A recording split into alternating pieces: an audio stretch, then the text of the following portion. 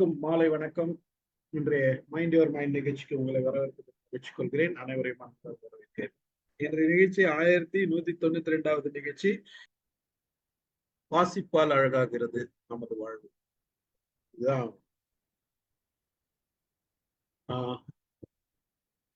இன்றைக்கு புத்தக தினம். இந்த புத்தக தினத்தை முன்னிட்டு நம்ம இந்த தலைப்பு வச்சிருக்கோம். வாசிப்பால் அழகாகிறது நமது வாழ்வு. ஏப்ரல் 23 1995ல யுனெஸ்கோ இந்த டேவை எஸ்டாப்ளிஷ் பண்ணியிருக்காங்க. அதாவது ரிமெம்பரன்ஸ் ஆஃப் வில்லியம் ஷேக்ஸ்பியரோட டெத் டே. அதுக்காக இந்த புத்தகம் வாசிப்புன்றத முக்கியத்துவம் கொடுக்கணும் அப்படின்றதுக்காகவும், எழுத்தாளர்களுக்கு முக்கியத்துவம் கொடுக்கறதுக்காகவும் பல புத்தகங்களோட பெருமையும் நம்ம எழுதலுக்கு புத்தகம் வாசிப்பு எந்த அளவுக்கு நமக்கெல்லாம் துணை நிற்கிறது அப்படின்றதுதான் இன்றைய நிகழ்ச்சி. வாழ்க்கையில நமக்கு எவ்வளவு துணை புரிகிறது அப்படின்றது. நம்ம படிப்புன்னு ஆரம்பிச்சாலே சின்ன வயசுல இருந்தே புக்கு படிக்க சொல்லிதான் நம்ம புத்தகம் படிக்கிறது தான் முதல் வேலையே. அது மட்டும் இல்லாத நம்ம பலர் துணுக்குகளை படிப்பாங்க, மாத இதழ் படிப்பாங்க, தினத்தந்தி தினமும் பத்திரிகை படிப்பாங்க. ஒவ்வொருத்தருக்கும் ஒரு பழக்கம் இருக்கு, படிக்கிற பழக்கம். எல்லாரும் படிக்கிறாங்க. ஆனா எல்லாரும் தொடர்ந்து படிக்கிறாங்களா தெரியாது. அது ஒரு கேள்வி இருக்கு. விரும்பிய ஒரு தலைப்பு இருந்தா, விரும்பிய ஒரு கருத்துக்கள் இருந்தா எல்லாருமே படிப்போம். எல்லாருக்குமே அவங்கவுங்களுக்கு விருப்பம் இருக்கிற பல புத்தகங்களை நாம எல்லாருமே படிப்போம். நான் ரொம்ப ஒரு முழுக்க ஒரு நாவலை முழுசா படிச்சேன். நான் நாவல்லாம் படிச்சதே கிடையாது. பெரும்பாலும் மொழியியல் புத்தகங்களும் அந்த செல்ஃப் அவேர்னஸ், செல்ஃப் டெவலப்மெண்ட் புத்தகங்கள் தான் நிறைய படிச்சிருக்கேன். அதுல நாட்டம் இருக்குமே தவிர மற்ற புக்கெல்லாம் படிக்கும்போது எனக்கு தூக்கம் உண்டு. ஆனா ஒரே ஒரு புத்தகம் மட்டும் நான் விடாத படிச்சேன். இப்போ மிகப்பெரிய புத்தகம் வேள்பாரி. வேள்பாரியை நானும் மாலதியும் ரொம்ப போட்டுன்னு படிச்சோம். அந்த அளவுக்கு அவ்வளோ அதுல அந்த கற்பனை வளம் அவ்வளவு அளவுக்கு நல்லா எழுதியிருப்பார். வெங்கடேஷ் அவ்வளவு அளவுக்கு எழுதியிருப்பார். பல புத்தகங்கள் நம்ம கட்டுரை புத்தகங்கள் படிக்கிறோம். ஆனா இதுல வர்ணனை இருக்குது. நம்ம அந்த அளவுக்கு வர்ணனை இருக்குது.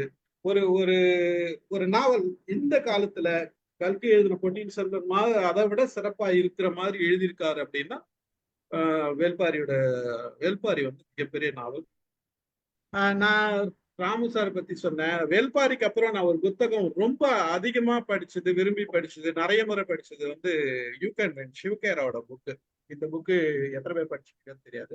ஒரு நல்ல கைட்லைன், நம்ம படிக்கலாம். ரொம்ப நாளா படிச்சுட்டு இருக்கேன். அந்த புத்தகத்தை பத்தி இன்னொரு தகவல் சொல்லலாமா? நான் முடிச்சிடறேன்.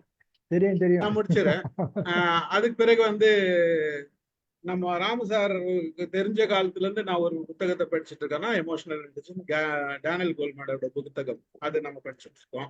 ஸோ அந்த மாதிரி பல புத்தகங்கள் நமக்கு விரும்பிய புத்தகங்கள் படிக்கும் போது நமக்கு தூக்கம் வராது. ஒரு விருப்பம் இல்லாத ஒரு சப்ஜெக்ட் ஏதோ ஒருத்தருக்காக படிக்கும் போது சில நேரங்களில் தூக்கம் வரும், மாதிரி இருக்கும். ஆனா ஒரு சிலருக்கு எந்த தூக்கமும் வராது. புத்தகத்தோடவே எப்பயுமே 24 மணி நேரமும் இருப்பாங்க. அதுல பலர் இருக்காங்க. அதுல ராமு சாரும் ஒருத்தர் தெரியும் எல்லாருமே. பலர் புத்தகம் படிக்கும் போது நிறைய இது இருக்கும். ஓகே, சோ இன்றைக்கு நம்ம புத்தகத்தை பத்தி பேசுறோம். அதுலயும் இந்த புத்தகங்கள நுணுக்கங்கள் தான் நம்ம பேச போறோம். புத்தகங்கள் அதை பார்த்த உடனே எனக்கு அந்த அந்த பேனர் ரொம்ப அட்ராக்டிவா இருக்குது. நல்லா இருக்குது. இந்த வாசிப்பால் அழகாகிறது நமது உலகம், நமது வாழ்வு அப்படின்றது.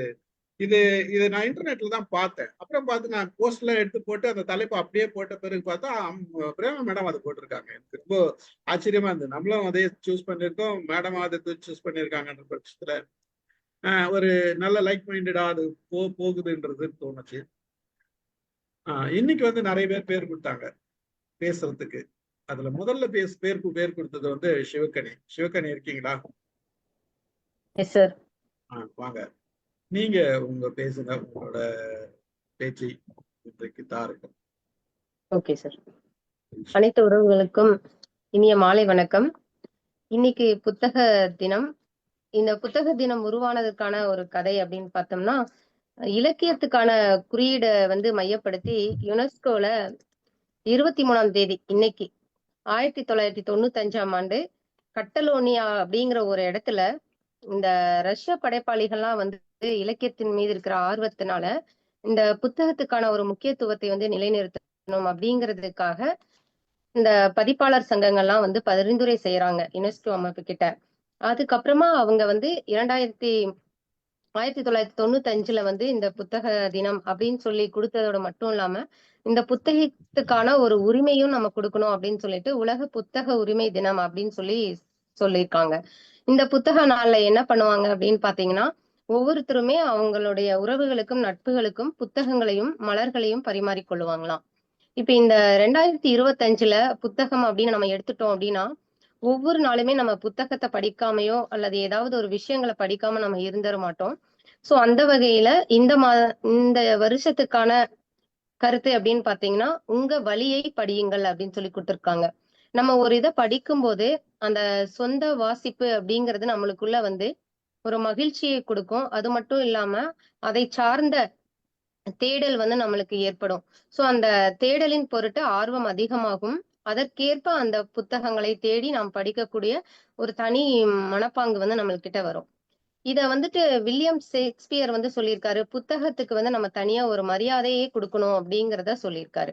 அது மட்டும் இல்லாம நம்ம புத்தகத்துல இருந்து என்னெல்லாம் தெரிஞ்சுக்கிறோம் அப்படின்னு பாத்தீங்கன்னா, நிறைய வரலாறுகள், இலக்கியம், அறிவியல் சார்ந்த விஷயங்கள், சவால் நிறைந்த பயணம், அந்த மாதிரி ஒரு மனிதர்கள் கிட்ட இருக்கிற குணநலம், ஒரு சக மனிதர்களை அறிந்து கொள்ளக்கூடிய பங்கு, இதெல்லாம் எப்படி அப்படிங்கறதெல்லாம் ஒரு புத்தகம் நமக்கு வந்து கத்துக் கொடுக்குது அப்படின்னு சொல்லலாம். இத வந்து புத்தகம் வந்து ஒரு குரு அப்படின்னே சொல்லலாம். அது நமக்கு என்றும் ஒரு வழியை காட்டக்கூடிய ஒரு திறவுகோல் அப்படின்னு சொல்லலாம். அது மட்டும் இல்லாம நம்மளுக்கு நிறைய புத்தகங்கள் இன்னைக்கு பார்த்துட்டு இருக்கோம்.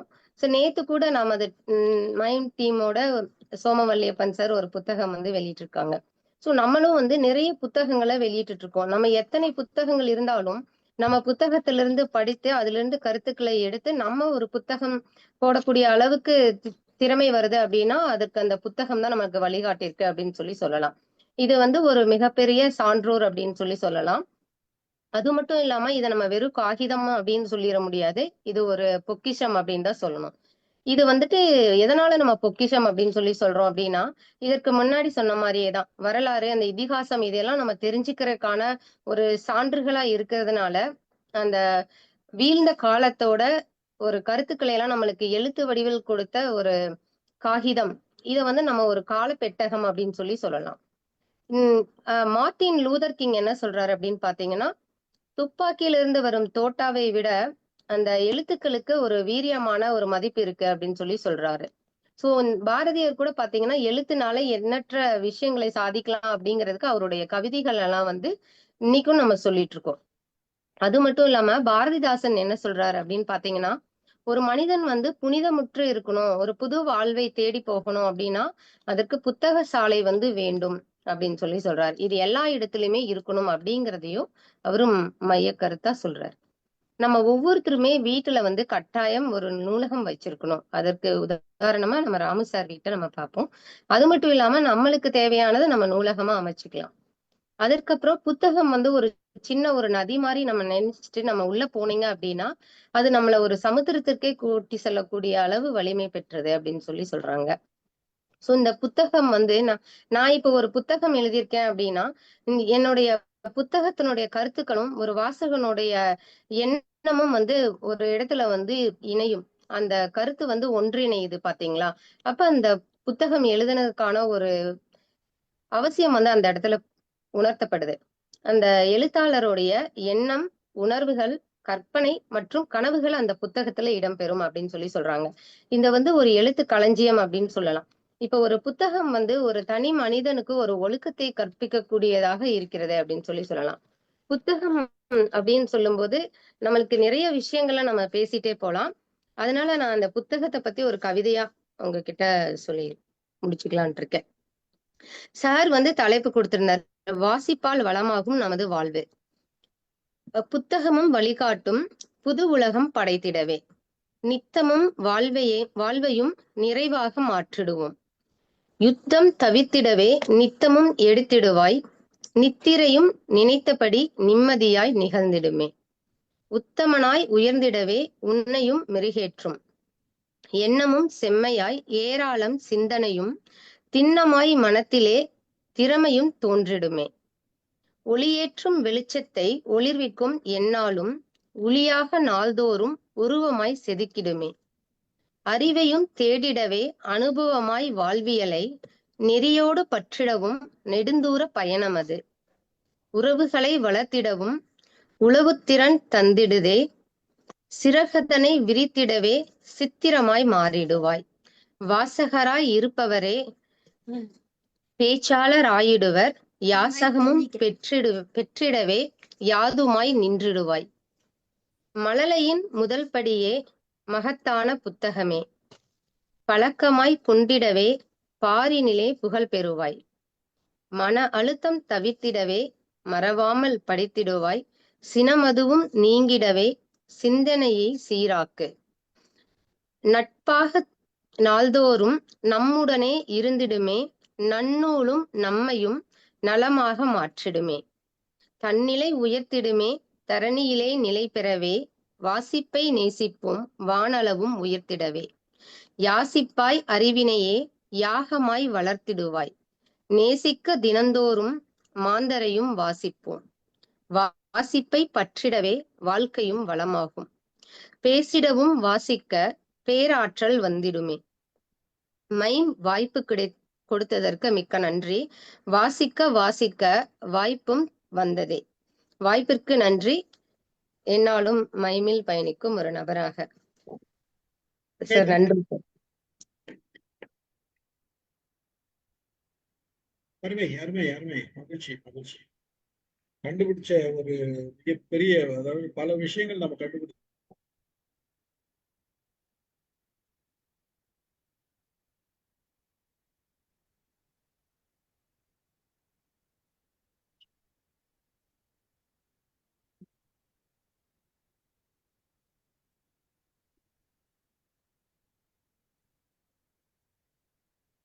பேசுறது கேட்கல ஸ்டீஃபன் சார். ஒரு அவுட் ஆஃப் கண்ட்ரோல்ல போயிட்டாரு. கரண்ட் கட் ஆயிடுச்சு மேடம், ஒரு நிமிஷம் வெயிட் பண்ணுங்க. கேக்குதுங்களா? நான் பேசுறது கேக்குதா? இப்ப கேக்குது. இப்ப கேக்குதுங்க சார். சரி சரி, அடுத்து லாவண்யா பேசுறோம். லாவண்யா வாங்க.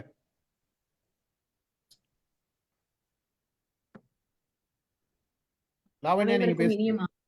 Yes sir. கேக்குதா சார்? என் வாய்ஸ் கிளியரா இருக்கா? கேக்குது. அனைவருக்கும் இனிய மாலை வணக்கம். இன்னைக்கு வந்து புத்தக நாள் சிறப்பாக நமக்கு வந்து புத்தகத்தை வச்சு ஐயா தலைப்பு கொடுத்துருக்காங்க.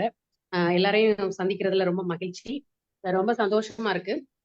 இந்த புத்தகம் அப்படிங்கிறது வந்து பாத்தீங்க அப்படின்னா வாழ்க்கையில, என்னோட வாழ்க்கையில இருந்த அனுபவத்தை வச்சு உங்ககிட்ட சொல்லலாம்னு வந்திருக்கேன். ஒரு மிகப்பெரிய நண்பன் அப்படின்னு சொல்லலாம். உற்ற நேரத்துல துணை கொடுக்கின்ற தோழன். இந்த புத்தக வாசிப்பு பழக்கம் எனக்கு ஆரம்பிச்சது வந்து என்னுடைய வீட்டுல எல்லாரும் ஆர்வமா, என்னுடைய அம்மா, என்னுடைய அத்தை, இவங்க எல்லாம் ரொம்ப ஆர்வமா படிக்கிறத பார்த்து எனக்கும் ஆர்வம் வந்து நானும் வாசிக்க ஆரம்பிச்சேன். முதல்ல சிறுவர் மலர், வழக்கம் போல சிறுவர் மலர்ல ஆரம்பிச்ச என்னுடைய இந்த வாசிப்பு பயணம் வந்து இன்னைக்கு பல புத்தகங்கள் எல்லாம் நிறைய ஒவ்வொருத்தரும் இந்த மாதிரி நிறைய பேரை வழிகாட்டியா இருந்திருக்கிறாங்க. எந்தெந்த புத்தகங்கள் வாசிக்கலாம் அப்படின்னு சொல்லிட்டு அதுல இருக்கிற விஷயங்கள் எடுத்து சொல்லும்போது அது நமக்கும் இன்னும் ஆர்வத்தை தூண்டி படிக்கிறதுக்கு ஒரு பெரிய நல் வாய்ப்பு நிறைய இடங்கள்ல நிறைய புத்தகங்கள் மூலமா கிடைச்சிருக்கு. அப்படி எனக்கு சிறுவர் மலர் மூலமா வாசிக்க ஆரம்பிச்சது வந்து, அதுக்கப்புறம் பாத்தீங்கன்னா வாசிக்க நிறைய புது விஷயங்கள், இதுல இருந்து என்னென்ன பலன்கள் கிடைச்சது அப்படின்னு சொல்லணும்னா, நிறைய புதிய விஷயங்கள். இப்ப எல்லா இடத்துக்கும் நம்மளால போக முடியாது, எல்லா விஷயங்களையும் நம்மளே சொந்தமா அனுபவிச்சு தெரிஞ்சுக்க முடியாது. அப்ப இந்த புத்தகம் அப்படிங்கிற ஒரு விஷயம் வந்து நம்மளோட உலகத்துல இருக்கிற எங்க வேணாலும் கூட்டி செல்லும். அது ஒரு நாவலா இருக்கலாம், இல்ல சிறுகதையா இருக்கலாம், இல்ல சிறிய ஒரு துணுக்கா இருக்கலாம், இல்ல இப்பெல்லாம் ஒரு வரி கதைகள் நிறைய வருது புத்தகங்கள்ல, இதழ்கள்ல. ஒவ்வொன்றுலயுமே வந்து ஒரு சிறந்த ஒரு கருத்தோ, ஒரு இன்ஸ்பிரேஷனோ, இல்ல ஒரு செய்தியோ, ஒரு புதிய ஒரு கோணமோ ஏதோ ஒண்ணு நமக்கு கண்டிப்பா கிடைக்கும். அது வந்து இந்த எழுத்துனாலையும் இந்த புத்தகங்கள்னாலையும் தான் என்னோட வாழ்க்கையில கிடைச்சது அப்படிங்கிறத நான் உறுதியா சொல்ல முடியும். அதுக்கப்புறம் பாத்தீங்க அப்படின்னா, எனக்கு பள்ளிக்கூட நாட்கள்ல இந்த புத்தகங்கள் வந்து வீட்டுல கிடைக்கிற அந்த புத்தகங்களை நான் வாசிக்க பழக ஆரம்பிச்சதுக்கு அப்புறம் என்னோட இந்த வாசிப்போட ஸ்பீடு வந்து நமக்கே டிஃபரன்ஸ் தெரியும். எவ்வளவு வேகமா நம்மளால பக்கங்களை கடந்து செல்ல முடியுது அப்படிங்கிறது. அது ஒண்ணு அந்த ஆர்வம் காரணமாகவும், இன்னொன்னு வந்து நமக்கு அந்த பழக்கம் ஆயிடுறதுனாலையும் அந்த ஸ்பீடு வந்து அதிகரிக்குது. அதுக்கப்புறம் பாத்தீங்கன்னா இடையில் கொஞ்ச நாட்கள் வந்து இந்த புத்தக வாசிப்பு ரொம்ப கம்மியா இருந்தது. எனக்கு விடுதியில படிச்ச காரணத்தினால அவ்வளவா புத்தகங்கள் வாசிக்கிறது இல்லாம போயிடுச்சு. பாட புத்தகங்களை தாண்டி புதுசா எதையும் வாசிக்கிறது இல்லை. திருப்பி என்னுடைய கல்லூரி நாட்கள்ல எனக்கு வந்து நான் இருந்த ஊர்ல உடுமலைப்பேட்டையில வந்து பாத்தீங்கன்னா தனியா ஒரு லைப்ரரி, புத்தகங்கள் எடுத்து கொண்டு வந்து படிக்கிறதுக்குமான லைப்ரரி ரொம்ப சிறப்பா இருந்தது. அதே போல அங்கே உட்கார்ந்து படிச்சுட்டு வர்றதுக்கு தனியா ஒரு இடத்துல ஒரு இது நூலகம் அமைத்திருந்தாங்க. அது வந்து எனக்கு ஒரு சிறந்த தினமும் சாயந்தரம் அங்க நான் இருப்பேன் அப்படிங்கிற மாதிரி ஒரு கட்டத்துக்கு நான் ஒரு கட்டத்துல வந்துட்டேன். அந்த அளவுக்கு அந்த புத்தகங்கள் வந்து என்னை ஈர்த்து பல புதிய விஷயங்களை சொல்றதுக்கு உதவி செஞ்சது. கூடவே என்னுடைய கல்லூரி நூலகமும் எனக்கு நிறைய உதவி செஞ்சதுன்னு தான் சொல்லணும். எந்த புத்தகங்களை படிக்கலாம், எனக்கு நான் அதிகமா தேடி படிக்கிறது இந்த மோட்டிவேஷன் சப்ஜெக்ட் புக்ஸை தாண்டி எனக்கு அதிகமா வேற இதுலதான் அந்த கம்ப ராமாயணத்தை பத்தி எல்லாம் ஏதாவது கட்டுரை எழுத சொல்லுவாங்க. அப்ப வெவ்வேறு புத்தகங்களை எடுத்து ஆராய்ச்சி செய்து அதுல இருந்து இன்னும் கூட எனக்கு ஞாபகம் இருக்கு, ஒரு இல் ஒரு சொல் ஒரு வில் அப்படின்னு சொல்லிட்டு ஒரு கவிதைக்கு வந்து நான் தீசிஸ் மாதிரியே எழுதியிருக்கேன். இப்பதான் அந்த ஒரு ஜெராக்ஸ் காப்பி இருந்து எடுத்து பார்க்கும்போது தெரியும் நம்மளா இவ்வளவு தூரம் படிச்சிருக்கோம் அப்படின்னு சொல்லிட்டு. இப்ப புத்தகங்கள் வந்து நம்மள எவ்வளவு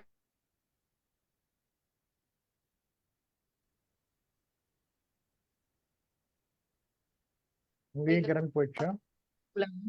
எந்த ஒரு கேக்குதா சார்? இப்போ நடுவுல கேட்கல. மன்னிக்கவும் சார், ஒரு நடுவில் ஒரு கால் வந்தது, கட் பண்ணிட்டேன். அது வந்து நம்மள உலகத்துல வந்து எந்த அளவுக்கு உயரத்திற்கு கொண்டு செல்லும் அப்படிங்கிறது சொல்லி முடிக்கவே முடியாது. அந்த அளவுக்கு சிறப்பான ஒரு விஷயம். அப்படிப்பட்ட இந்த புத்தகத்திற்காக ஒரு நாள் அதை நம்மளோட எம்ஐஎம் டீம்ல வந்து அதுல எல்லாருக்கும் கிடைத்த பயன்கள் அவங்களுடைய அனுபவங்களை பகிர்ந்துக்கிறது ஒரு சிறந்த வாய்ப்பு. இப்படியே படிச்சுக்கிட்டே இருந்த ஒரு நாள்ல எனக்கும் எழுதுவதற்கு ஒரு வாய்ப்பு கிடைத்து, அதுவும் புத்தகமா வந்து கதையெல்லாம் எழுதுவோமா கவிதையெல்லாம் எழுதுவோமானே தெரியாத ஒரு காலத்துல இந்த வாசிப்பு பழக்கம் தான் அங்க கொண்டு என்னை நிறுத்தியிருக்குன்னே நான் சொல்லணும். அப்ப இப்ப வந்து எழுதுவதிலும் ஆர்வம் கூட வந்திருக்கு. அப்படிங்கிறப்போ அதற்கும் மிக முக்கியமான இருந்தது வந்து இந்த புத்தக வாசிப்பு பழக்கம் தான். அப்ப புத்தகங்கள் நமக்கு என்னைக்குமே நம்மை புதிய ஒரு கோணத்தில், நம்மை ஒரு புதிய பரிமாணத்தில் நமக்கே காட்டும் அப்படிங்கிறதுல எந்தவித சந்தேகமும் இல்லை. இப்படி ஒரு சிறப்பான வாய்ப்பை வழங்கி இவ்வளவு நேரம் பொறுமையா கேட்டவங்கள் அனைவருக்கும் என்னுடைய மனமார்ந்த நன்றியை தெரிவித்துக் கொள்கிறேன். நிறைய வாசிப்போம், நிறைய நீங்களும் வாசிச்சதை எனக்கு ஷேர் பண்ணிருக்கீங்க. அதை தொடர்ந்து செஞ்சு இன்னும் நிறைய ஒரு மாற்றத்தை உருவாக்கும்னு சொல்லி விடைபெறுகிறேன். நன்றி, வணக்கம்.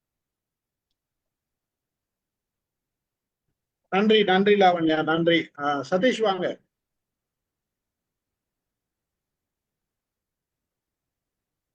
கேக்குதா நான் பேசுறது? கேக்குது சார், கேக்குது சார். Okay okay okay. அனைவருக்கும் புத்தக தின வாழ்த்துக்கள். நான் 7ஆம் வகுப்பு படிக்கிற வரையும் ஸ்கூல் புக்ஸ் தவிர வேற எந்த புக்கும் படிச்சது கிடையாது. ஸோ அப்போ ஃப்ரீ டைம்ல வந்து ஒன்லி விளையாட்டு இல்லை டிவி இந்த மாதிரி தான் போயிட்டு இருந்தது. ஸோ இப்போ 7ஆவதுல என்ன ஃபர்ஸ்ட் ஸ்கூல்ல லைப்ரரி இன்ட்ரடியூஸ் பண்றாங்க. ஸோ லைப்ரரியில ஃபர்ஸ்ட் எடுத்த புக் வந்து புக் ஆஃப் ப்ரௌனிஸ், எனிட் பிளைட்டன் ஒருத்தவங்க எழுதினாங்க. ஏன்னா அது ஸ்கூலுங்கிறனால அந்தந்த ஏஜுக்கு ரிலேட்டடா புக்ஸ் இருந்தது. ஸோ அதுதான் என்னோட ஃபர்ஸ்ட் நான் டெக்ஸ்ட் புக். ஸ்கூல் புக் இல்லாம நான் படிச்ச முதல் புத்தகம் அதுதான். ஸோ அந்த ஸ்டோரி எனக்கு இன்னமும் ஞாபகம் இருக்கு. இப்போ கூட ரீசெண்டா என் பொண்ணோட சேர்ந்து அந்த புக் படிச்சு முடிச்சேன், புக் ஆஃப் ப்ரௌனிஸ்.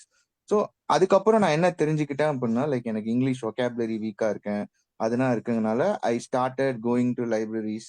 ஸோ அப்போ ஒரு 7ஆம் வகுப்புல இருந்து 12ஆம் வகுப்பு வரையும் mostly Reader Digest, Enid Blyton, Famous 5, Secret 7 இந்த மாதிரி புத்தகங்கள் தான் படித்தேன். படிச்சதுக்கு ஒரு காரணம் இருக்கு. முக்கியமான காரணம் வந்து இங்கிலீஷோட ஒகேபுலரி வேர்ட்ஸ் இதெல்லாம் இம்ப்ரூவ் பண்ணணும், அதுல ரொம்ப வீக்கா இருக்கேன், சென்டென்ஸ் மேக்கிங் வரல, இதெல்லாம் இருக்கனால I started spending more time on these books. அப்புறம் காலேஜ் படிக்கிற டயத்துல நாவல் அண்ட் மேகசின் நிறைய படிப்பேன். ஏன் அப்படின்னா இப்போ நான் திருச்சியிலேருந்து சென்னை வந்துட்டேன். ஸோ 2 வாரத்துக்கு ஒரு வாட்டி திருச்சி போயிட்டு வருவேன். ஸோ அந்த பஸ் டிராவல்ல போறப்ப நாவல் மேகசின் எதுனா வாங்கி போடுவேன். மெயினா இந்திரா சௌந்தரராஜன், ராஜேஷ்குமார், அப்புறம் குமுதம், குங்குமம் இதெல்லாம் வாங்கி போட்டு படிச்சேன்னா கரெக்டா இருக்கும், திருச்சி போயிடும். ஸோ அந்த ஒரு 4 வருஷம் அந்த புக்கு. அது இல்லாம பாத்தீங்கன்னா அகாடமிக்ல ரெஃபரன்ஸ் புக்ஸ் இருக்கும், இதுதான் படிப்பேன். ஸோ அதுக்கப்புறம் படிப்பு முடிஞ்சது, வேலை, அப்புறம் இங்க சிங்கப்பூர் வந்தேன், இங்கேயும் இது. ஸோ அப்போ இந்த பீரியட்ல நான் என்ன பண்ணேன் அப்படின்னா, என்னோட வேலை சம்பந்தமான டெக்னிக்கல் புக்ஸ் படிப்பேன், அப்புறம் காமிக் புக்ஸ் படிப்பேன். திடீர்னு காமிக் புக்ல ஒரு இன்ட்ரெஸ்ட் வந்தது. கிட்டத்தட்ட வந்து ஒரு 2000 காமிக் புக் கிட்ட படிச்சிருப்பேன், லைப்ரரியில இருந்து எடுத்தோ இல்ல இ புக்காவோ படிச்சிருப்பேன். ஸோ இப்போ நான் 3 காலகட்டமா 2020 வரையும் புத்தகங்கள் படிச்சிருக்கேன். ஸ்கூல் டேஸ்ல ஸ்டோரி புக், காலேஜ் டேஸ்ல நாவல், அப்புறம் ஒர்க்கிங் பீரியட்ல tech book and comic books. Okay. So இப்போ 2020ல வந்து ஒரு சேஞ்ச் நடக்குது. கோவிட் வந்தது, அப்புறம் குழந்தைலாம் வீட்டிலே இருந்தது, அது நிறைய கேள்வி கேட்குது, சரியா பதில் சொல்ல முடியல. அப்படிங்கிறதுக்காக தெளிவா எல்லாத்தையும் படிப்போம் அப்படின்னு நான் ஃபிக்ஷன் புக்ஸ் எடுக்க ஆரம்பிச்சேன் ஃபார் அ ஃபர்ஸ்ட் டைம். நான் ஃபர்ஸ்ட் படிச்ச நான் ஃபிக்ஷன் புக் வந்து ஹோமோடியஸ். ஸோ அந்த புக்லேயே வந்து நான் பிரமிச்சு போயிட்டேன். ஒரு புத்தகத்துல எனக்கு கிடைச்ச இன்ஃபர்மேஷன் வந்து இதுக்கு முன்னாடி நான் படிச்ச எண்ணற்ற புத்தகத்துல இல்லை. ஸோ அதிலே தெரிஞ்சுக்கிட்டேன் இதுதான் ஒரு ரைட் ரீடிங் ஹேபிட். ஸோ இந்த நான் ஃபிக்ஷன் புக்ஸ்ல விதவிதமான தலைப்புகள், செல்ஃப் ஹெல்ப், எக்கனாமிக்ஸ், பயோகெமிஸ்ட்ரி, எல்லா என்ன தலைப்பு சொன்னீங்கனாலும் அந்த தலைப்புல ஒரு நான் ஃபிக்ஷன் புக் இருக்கும். அந்த நோபல் பிரைஸ் வின் பண்ணவர், அது எல்லாமே அங்க இருக்கும். ஸோ அந்த புத்தகங்களை படிக்கும்போது தான் எனக்கு நாலேஜ் எல்லாம் நிறைய சேர்றது தெரிஞ்சது. நானும் மாற ஆரம்பிச்சேன் அந்த புத்தகம் தான் படிக்கும்போது. அப்ப 2020க்கு முன்னாடி என்ன அந்த டைம் ஃப்ரேம்ல எப்ப மீட் பண்ணாலும் நான் ஒரே மாதிரி தான் இருந்திருப்பேன். என்ன கிட்ட ஒரு பெரிய சேஞ்சஸ் இருந்திருக்காது. ஆனாலும் நான் புத்தகம் படிச்சுட்டு இருந்தேன். அந்த புத்தகங்கள் வந்து என்ன பண்ணுச்சுன்னு எனக்கு தெரியாது. ஆனா அந்த 3 பீரியட் சொன்னேன்ல, school, college and working period, அப்போ படிச்ச புத்தகங்கள் எல்லாத்தையும் நான் இந்த நான் ஃபிக்ஷன் புக் படிக்கும்போது கனெக்ட் பண்ணி விஷுவலைஸ் பண்ண ஆரம்பிக்கிறேன். அப்ப இந்த நாவல்ல இந்த கேரக்டர் ஏன் இப்படி பண்ணுச்சு எல்லாமே வந்து இந்த நான் fiction book like psychology, behavioural economics இதெல்லாம் படிக்கும்போது எனக்கு கனெக்ட் பண்ண முடியுது. ஓ, இதேதான் அவங்க பண்ணியிருக்காங்க, இங்கிருந்து தான் அது போயிருக்குன்னு அந்த தியரினா கனெக்ட் பண்ண முடியுது. ஸோ இப்ப சிம்பிளா வந்து நான் எப்படி இந்த நான் ஃபிக்ஷன் புக்ஸை ரீட் பண்றேன்னு நான் சொல்லிடுறேன். How to I read? So first read விடுவேன் நான் ஃபிக்ஷன் புக்கு. அப்ப என்ன இருக்கும்னா ஒரு சாப்டரை ஃபர்ஸ்ட் எப்படியாவது படிச்சிடுவேன் 2 நாள்ல. அந்த படிச்சு முடிக்கும் போது எப்படி இருக்கும் அப்படின்னா ஒரு மாதிரி கேரா இருக்கும். புரிஞ்ச மாதிரியும் இருக்கும், புரியாத மாதிரியும் இருக்கும். ஜஸ்ட் எதுக்கு எதுனா முக்கியமான தோணுதோ அதை அண்டர்லைன் பண்ணுவேன். அப்புறம் செகண்ட் ரீட் விடும்போது நான் அந்த ஒரு பேஜ்ல, இந்த பேஜ்ல எனக்கு என்ன புரிஞ்சது, இதை நான் எங்க ரிலேட் பண்ணியிருக்கேன் அப்படின்னு எழுதுவேன். என்ன மாதிரி ப்ராக்டிஸ் பண்ணணும் நோட்ஸ் பண்ணிடுவேன். அப்புறம் ஒரு 1 வீக் ஆர் 3 days வந்து நான் அந்த புக்ல படிச்சதை எங்கேயாவது ப்ராக்டிஸ் பண்ண முடியுமான்னு பார்ப்பேன். அப்புறம் பூபதியோட டிஸ்கஷன் தான் பண்ணுவேன். அப்புறம் தேர்ட் ரீட் பண்ணும்போது அது கம்ப்ளீட்லி என்னோட மைண்டுக்கு டிரான்ஸ்ஃபர் ஆயிடும்.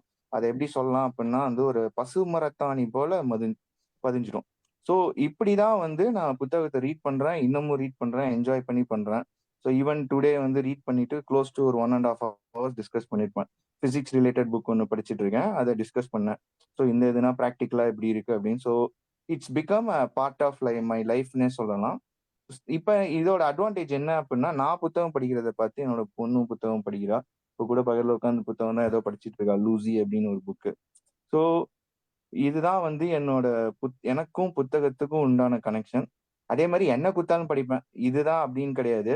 என்ன புக்கு எது கொடுத்தாலும் படிப்பேன். ஏன்னா நடுவுலனா எனக்கு என்னோட கசின்ஸ் எல்லாம் கூட்டிட்டு வந்து எல்லாமே படிக்கிறா, இந்த மைக்ரோபயாலஜி படிச்சு இந்த அசைன்மெண்ட் பண்ணணுவாங்க, அதையும் படிச்சு பண்ணுவேன். பயோகெமிஸ்ட் கொடுத்து பண்ணணுவாங்க, ஸோ அதெல்லாம் படிச்சு பண்ணியிருப்பேன். ஸோ அதோட ஸ்பார்க் எல்லாமே இப்ப நான் ஃபிக்ஷன் படிக்கும்போது புரியுது. ஸோ இதை தான் நான் அன்னைக்கு பண்ணேன் அப்படின்னு. ஸோ ஓவரால் வந்து இந்த லாஸ்ட் 5 yearsல நான் fiction book change me completely as a different person. Thanks for the opportunity, sir. Super. என்ன மியூசிக்லாம் வருது, ஒரு கைதட்டலாம். நன்றி சதீஷ், நன்றி. கதிரவன் சார் வாங்க. அனைவருக்கும் வணக்கம் சார். வணக்கம். ஒரு நல்ல தலைப்பு சார் இது. வாசிப்பால் அழகாகிறது நம் வாழ்வு அப்படின்னதும் நான் ரொம்ப சீரியஸா எடுத்துக்கிட்டேன். நம்ம வாழ்க்கையை உண்மையிலேயே இது அழகாக்குச்சா அப்படின்ட்டு. உண்மையிலேயே அழகாக்குச்சு. காரணம் என்னன்னா, நான் வந்து 6வது, என்னுடைய நினைவு சரியா இருந்ததுன்னா 7வது படிச்சுட்டு இருக்கேன்னு நினைக்கிறேன். அப்போ வந்து விளையாட வெளியில போயிருந்தேன். விளையாட போகும்போது பக்கத்துல என் கூட விளையாடிட்டு இருந்த பையன் என்னை தள்ளி விட்டுட்டான். தரையில, ரோட்ல தான் விளையாடுவோம். ரோடு ஓரத்துல சாக்கடை இருக்கும், சாலவன்னு சொல்லுவோம். அதுல விழுந்துட்டேன். அழுக்காயி வீட்டுக்கு வரேன். வீட்டுக்கு வந்ததும் அன்னைக்கு எனக்கு பூசை அர்ச்சனை எல்லாம் கிடைச்சது. அதோடு மட்டும் இல்ல, எங்க அம்மா வந்து இனிமேல் நீ விளையாட போகக்கூடாதுன்னு சொல்லி எனக்கு சிறைவாசம் தான். அநேகமா 7வது படிக்கும்போது எனக்கு சிறைவாசம் வந்துடுது. எல்லார் வீட்லயும் இருக்கக்கூடிய கணவன்மார்கள் மாதிரி என்னுடைய தகப்பனாரும் அதுக்கு மேல அப்பீலுக்கு போகல, அதுக்கு மேல ஒன்றும் சொல்லலை, விட்டாச்சு. ஆனா நான் ரொம்ப கஷ்டப்பட்டுக்கிட்டு இருக்கிறத அவர் பார்த்தாரு. ஏன்னா விளையாட போகல, நான் வீட்டுக்குள்ளேயே உட்காந்துருக்கிறத பார்த்துட்டு புஸ்தகம் படிக்கிறத பத்தி என்ன பண்ணாங்க, நீ வந்து நம்ம ஊர்ல ஒரு டிஸ்ட்ரிக்ட் லைப்ரரி இருக்குதுரா. நான் இருந்த ஊர் வந்து விருதாச்சலம்னு சொல்லி ஒரு சின்ன ஊர். கேக்குது இல்லைங்களா? விருதாச்சலம்னு ஊரு. அந்த ஊர்ல ஒரு டிஸ்ட்ரிக்ட் லைப்ரரி இருக்குது, நீ அதுல போய் மெம்பர் ஆயிடு அப்படின்னு சொன்னாங்க. நான் 7வது படிக்கிற பையனுக்கு எனக்கு அதை பத்தி தெரியாது. எங்க அப்பா ஒரு வக்கீலுங்கிறதுனால அந்த வக்கீல் குமாஸ்தாவை அனுப்பி தம்பிக்கு போய் அவனை மெம்பர்ஷிப் கொடுத்துட்டு வந்திருப்பான்னாங்க. அங்க போனா இந்த மாதிரி சின்ன பிள்ளைங்களுக்கு எல்லாம் மெம்பர்லாம் கொடுக்க முடியாதுன்னு சொல்லிட்டு, மெம்பர்ஷிப் கொடுக்க முடியாதுன்னு சொல்லிட்டு அந்த குமாஸ்தா பேர்லயே மெம்பர்ஷிப் கொடுத்துட்டு நீ வந்து போய் வேணும்னா ஏதாவது புத்தகம் எடுத்துட்டு போப்பான்னாங்க. அப்படி படிக்க ஆரம்பிச்சது. அதாவது வேற வழி இல்லாம புத்தகம் படிக்க ஆரம்பிச்சேன். ஆனா வீட்டுல வந்து அந்த சூழல் இருந்தது. அதாவது வீட்டுல வந்து நிறைய புத்தகங்கள் கிடைக்கும். எனக்கு புரியாத புத்தகங்களா இருக்கும் அந்த வயசுக்கு. ஆனா வீட்டுல எப்பயும் புத்தகங்கள் இருக்கும். என்னுடைய தந்தையார் வந்து ராத்திரி 8 மணிக்கு உட்காந்தாருன்னா 10, 11 மணி வரைக்கும் படிக்கக்கூடிய பழக்கம் உண்டு அவங்களுக்கு. எங்க அம்மா கூட சில சமயத்துல புத்தகங்கள் படிச்சு பாரதிதாசன் பாடல்கள்லாம் சொல்லிட்டு இருப்பாங்க. அந்த மாதிரி அந்த சூழல் இருந்தது. அதனால வந்து புத்தகங்கள் படிக்கிறது வேற வழி இல்லாம புத்தகங்கள் படிக்க ஆரம்பிச்சேன். 8வது, 9வது, 10வதுல இருந்து எனக்கு நினைவு ஞாபகம் இருக்கு. யாரோ எனக்கு வந்து சாண்டில்யன் கதைகள் அப்படின்னு சொல்லி சொன்னாங்க. சாண்டில்யன் கதைகள் தான் ரொம்ப சிறப்பு, அதை தான் படிச்சாகணும் அப்படின்னு சொல்லி காலேஜ்ல பள்ளிக்கூடத்துல படிக்கிற போது யாரோ சொன்னாங்க. அந்த லீவ்ல போய் தேடி எடுத்து சாண்டில்யன் புத்தகங்கள் படித்தேன். SSLC படிக்கும்போது எங்க மாஸ்டர் ஒருத்தர் இருந்தாரு. அவர் வந்து படிச்சா பொன்னியின் செல்வனும் சிவகாமியின் சபதமும் படிக்கணும் அப்படின்னு சொன்னாரு. அந்த புத்தகத்தை என்கிட்ட இருக்குன்னு சொன்னாரு. நான் அவர்கிட்ட தவமா கிடந்தேன். கொடுக்க மாட்டேன்ட்டார், புத்தகம் கொடுக்க மாட்டேன்ட்டார். எனக்கு தெரியாது அது 4-5 வால்யூம்லாம் இருக்கும்னு எனக்கு தெரியாது. அவர் சொன்னார் நாகநேந்தியடிகள் அப்படின்னு சொல்லி ஒரு அந்த ஹைப்பை கிரியேட் பண்ணி விட்டார். அந்த புத்தகத்தை படிக்கணும்ட்டு SSLC லீவ்ல போய் அந்த புத்தகத்தை தேடி எடுத்து நான் படிக்க ஆரம்பிச்சேன். அப்போ எனக்கெல்லாம் நினைவு இருக்கு. இப்போ ராத்திரிக்கு 9 மணிக்கு ஆரம்பிச்சேன்னா 2 மணி 3 மணி வரைக்கும் படிப்பேன். தூங்கி எழுந்திரிச்சு சாப்பிட்டுட்டு திருப்பி புத்தகத்தை தான் படிச்சுட்டு இருப்பேன். ஒரு ஏறத்தாழ ஒரு 30 நாள்ல வந்து பொன்னியின் செல்வன் முடிச்ச மாதிரி எனக்கு நினைவு. தொடர்ந்து பொன்னியின் செல்வன், அந்த கல்கி, சாண்டில்யன் புத்தகங்கள் பூராவும் அந்த சமயத்துல படிச்சதாக எனக்கு நினைவு. காலேஜுக்கு போகும்போது கொஞ்சம் புத்தகங்கள் மாற ஆரம்பிச்சேன். அப்படி புத்தகங்கள் மாற்ற ஆரம்பிச்சேன். எனக்கு வீட்டுல புத்தகங்கள் இருக்கிற காரணத்தினால பிட்வீன் த லைன்ஸ் இருந்தது. குல்தீப் நயார் புத்தகம்னு நினைக்கிறேன். பிட்வீன் த லைன்ஸ் இருந்தது. அது வந்து புரியவே புரியாது எனக்கு. இருந்தாலும் நான் படிக்க ஆரம்பிச்சேன். வேற வழி இல்லை. ஏன்னா நான் மெட்ராஸ்ல ஸ்கூலுக்கு நான் ஹாஸ்டல்ல படித்தேன். அங்க இருக்கிறவங்க எல்லாம் இங்கிலீஷ்லாம் பேசுவாங்க. எனக்கு இங்கிலீஷ் பேச வராது. புத்தகம் படிக்கிற பழக்கமும் கிடையாது. ஆனா வீட்டுல இருக்கிற புத்தகங்களை படிக்கணும் அப்படிங்கிறது, அதே மாதிரி how to win friends and influence people, Dale Carnegie, இந்த மாதிரி புத்தகங்கள்லாம் வீட்டுல கிடக்கிறது எடுத்து புரியுதோ புரியலையோ படிக்க ஆரம்பிச்சது. ஸ்கூல் டேஸ் முடிஞ்சு காலேஜ் டேஸ் ஆரம்பிச்ச போது இதெல்லாம் படிக்க ஆரம்பிச்சேன். இந்த மாதிரி இந்த வாசிப்புங்கிறது நேரத்தை செலவு செய்வதற்கு அப்படிங்கிற வரையில தான் எனக்கு இருந்தது. ஆரம்ப கட்டத்துல இருந்து நாவல்களை தாண்டி போனதுங்கிறது காலேஜ் முடிச்சுட்டு வேலைக்கு வரும்பொழுதுதான் கிடைச்சது. அப்போதான் வந்து என்னுடைய தந்தையார் வச்சிருந்த சில புத்தகங்கள் எனக்கு படிக்க ஆரம்பிச்சேன். ஆப்பிள் கார்ட் கிடைச்சது. தென் வந்து Bertrand Russell on education book ஒன்று இருந்து, ரொம்ப அருமையான புத்தகம். அவர் வந்து சின்ன சின்ன தலைப்புகள் இருக்கும், 10 பக்கம் 8 பக்கம் இருக்கும். டிஸ்கஸ் பண்ணியிருப்பார். எஜுகேஷன் ஃப்ரம் வேரியஸ் கிளாஸஸ் பார்த்திருப்பார். ரொம்ப அருமையான புத்தகம். இதெல்லாம் படிக்க ஆரம்பிச்ச பிறகு நாவல்கள் இருந்து நான் வெளியில வந்துட்டேன்னு சொல்லணும். இதெல்லாம் வேலைக்கு வந்து ஆரம்பிச்சு 82, 83 அந்த சமயத்துல படிக்க ஆரம்பிச்சது. நிறைய நான் ஃபிக்ஷன்ஸ் படிக்க ஆரம்பிச்சேன். ஃபிக்ஷன் வந்து குறைக்க ஆரம்பிச்சது அது அந்த சமயத்துல. ஒரு அனுபவம்னு சொல்லணும். ஏன்னா நான் என்னுடைய வாசிப்பு எனக்கு எப்படிப்பட்ட அனுபவத்தை கொடுத்ததுன்னு நான் உங்களுக்கு சொல்ல வர்றேன். எப்படின்னா வாசிப்புங்கிறது என்னை பொறுத்த வரைக்கும் ஒரு உரையாடல் மாதிரி இருந்தது. ஒரு ஆசிரியர் கூட உரையாடுற மாதிரி இருக்கும். சில பேருடைய புத்தகங்கள் படிக்கும்போது, சில புத்தகங்களை படிக்கும்போது ஒரு நண்பரோட பேசுற மாதிரி இருக்கும் இல்லையா? சுஜாதா புத்தகங்கள் படிக்கிறதுக்கும் டாக்டர் மூவா புத்தகங்கள் படிக்கிறதுக்கும் வேறுபாடு ஏராளமா இருக்கும். சுஜாதா வந்து வாத்தியார் மாதிரி தான் இருப்பாரு. ஆனா வந்து நம்ம கூட தோள் மேல கை போட்டு பேசுற வாத்தியாரா இருப்பார், இங்கிலீஷ் வாத்தியார் மாதிரி. ஆனா டாக்டர் மூவா அப்படி இல்லை. அவரை பார்த்தாலே எழுந்திரிச்சு நிற்கும், ஒரு ப்ரொஃபசர் பேசுற மாதிரி இருக்கும். அந்த மாதிரி இருக்கும். அந்த மாதிரி ஒவ்வொரு அனுபவங்களை கொடுத்தது உரையாடலா தான் எனக்கு பட்டுது. புத்தகங்கள் படிக்கிறதுங்கிறது அவங்கள கூட ஒரு உரையாடலை எனக்கு ஏற்படுத்திச்சு. இது வாசிப்புங்கிறது ஒரு பழக்கமாக ஆரம்பிச்சிருது எனக்கு. இந்த ஸ்டேஜ்ல எனக்கு இதாக ஆரம்பிச்சது. புத்தகங்களை எங்கே ஒரு நல்ல புத்தகம் இன்னொரு நல்ல புத்தகத்தை அறிமுகப்படுத்துச்சு. என்னுடைய சொந்த அனுபவத்துல உதாரணமா பல பேருக்கு இங்க இருக்கிறவங்களுக்கு நினைவு இருக்கும். பொன்னியின் செல்வன்ல சம்பந்தமே இல்லாம சர் வால்டர் ஸ்காட்டை ரெஃபர் பண்ணியிருப்பாரு கல்கி. சர் வால்டர் ஸ்காட்டை பத்தி எதுக்கு சொல்றாருன்னு எனக்கு புரியல. பட் நான் வேற ஒருத்தட்ட கேட்ட போது அவரு சொன்னாரு, சார் வேவல்ரி ஸ்டோரிஸ் அப்படின்னு சொன்னாரு. அவர் வந்து பிரின்ஸ், அஸ்ட்ராலஜர் அப்படின்னு டாபிக்ஸ் பேரை மட்டும் சொன்னார் போதும். நான் வந்து புத்தகங்களை தேட ஆரம்பிச்சேன். அந்த மாதிரி வேவல்ரி ஸ்டோரிஸ் படிக்க ஆரம்பிச்சது. இப்படி ஒரு நல்ல புத்தகம் இன்னொரு நல்ல புத்தகத்தை அறிமுகப்படுத்துச்சு. இன்னொன்னு சொல்லணும், சில நல்ல எழுத்தாளர்கள் ஐ எம் இண்டப்டட் டு தெம், அவங்களுக்கு நான் நன்றி கடன் பட்டிருக்கேன்னு சொல்லணும். உதாரணமா சென்னையில வந்து ஒரு 15 வருஷத்துக்கு முன்னாடின்னு நினைக்கிறேன், எஸ் ராமகிருஷ்ணன் ஒரு 7 நாள் தொடர் சொற்பொழிவு நடத்தினார். நான் வந்து சிறந்த புத்தகங்கள் உலக பேருரை அப்படின்னு சொல்லி, எனக்கு சரியான தலைப்பு நினைவில்லை, உலக நூல்கள் பேருரை அப்படின்னு சொல்லி தினசரி 1 மணி நேரம் ஒரே ஒருத்தர், அவர் மட்டும்தான் பேசுவாரு. ரஷ்யன் கல்ச்சரல் அகாடமியில் நடந்ததுன்னு நினைக்கிறேன். ஒரு 300-400 பேர் டாக்டர் அவ்வை நடராஜன்ல இருந்து மெட்ராஸ்ல இருக்கக்கூடிய மிகச்சிறந்த ஆளுமைகள்லாம் வந்து பார்த்தாங்க. அங்க வந்து அவரு நான் ஏன் இந்த இடத்துல நன்றி கடன் பட்டிருக்கேன்னு சொன்னா, அந்த இடத்துல லியோ டால்ஸ்டாய், ஆண்டன் செக்கோவ், டஸ்டாவ்ஸ்கி இவங்க எல்லாத்தையும் பத்தி பேசினாரு, அவங்களை அறிமுகப்படுத்தினாருன்னு சொல்லணும். அந்த நூல்களை நம்ம படிக்க ஆரம்பிச்சோம். அதுக்கப்புறம் இந்த மாதிரி படிக்கும் பொழுது மறுவாசிப்புடைய அவசியம் எனக்கு தெரிஞ்சது. நம்ம நண்பர் ஒருத்தர் பேசும்போது சொன்னாரு, ஒரு சாப்டர் படிச்சுட்டு அடுத்த தடவையா பார்ப்பேன். எனக்கு அப்படிப்பட்ட இது ஒரு நல்ல உத்தியா தெரியுது. நான் வந்து அந்த புத்தகத்தை படிக்கும் போதே கோடு போட்டு படிச்சிருவேன், திரும்ப எடுத்து படிக்கிறது, அந்த பழக்கம் வந்தது. சோ இந்த மாதிரி சில ஆசிரியர்களுக்கும் எழுத்தாளர்களுக்கும் நான் நன்றி கடன் பட்டிருக்கேன்னு சொல்றது. அடுத்தது, சில புத்தகங்கள் வாசிக்கும் போது என்னால வாசிக்க முடியாது. ஒரு குறிப்பிட்ட ஒரு 15 பக்கம் அல்லது 50 பக்கம் அதுக்கு மேல படிக்க முடியாது. என்னால நிறுத்தி இருக்கிறேன். பல புத்தகங்கள் அது மாதிரி நிறுத்தி இருக்கிறேன். ஆங்கிலத்துல ஒண்ணு சொல்லுவாங்க, தி master appears when the disciple is ready அப்படின்னு சொல்லுவாங்க. அது மாதிரி ஒருவேளை நான் அப்ப அந்த புத்தகத்தை உள்வாங்கிக்கக்கூடிய திறமை எனக்கு இல்லை அப்படின்னு நினைக்கிறேன். எனக்கு நல்லா ஞாபகம் இருக்கு, நான் வந்து ஒரு 35 அல்லது 36 வயசுக்குள்ள 40 வயசுக்குள்ள இருக்கும், 95 or 98 நினைக்கிறேன். என்னுடைய பாஸ் வந்து ஒண்ணு சொன்னாரு, ஆட்டோபயோகிராபி ஆஃப் யோகி படிச்சிருக்கியா அப்படின்னு கேட்டாரு. இது வந்து ஒரு தூண்டில் போடுற மாதிரி, படிச்சிருக்கியான்னு கேட்டா உடனே நான் புத்தகம் வாங்கி போயிடுவேன்னு அவருக்கு தெரியும். வாங்கிட்டு வந்தேன். 40 பக்கம் கூட என்னால படிக்க முடியல. நான் வந்துட்டு புத்தகத்தை மூடி வச்சுட்டேன். ஆனா ஒரு 4 வருஷத்துக்கு அப்புறம் அல்லது அதுக்கப்புறம் ஒரு 5 வருஷம் கழிச்சு அந்த புத்தகத்தை எடுத்தேன். ஒரே அதாவது ஒரு 15 நாளுக்குள்ள மொத்த புத்தகம் ஒரு 500 பக்கம் இருக்கும்னு நினைக்கிறேன். 15 நாள்ல என்னால படிச்சு முடிக்க முடிஞ்சது. எதுக்காக சொல்றேன்னா, சில புத்தகங்களை உள்வாங்கக்கூடிய திறமை ஒரு சில வயசுல வருது, ஒரு வயசுல வராது.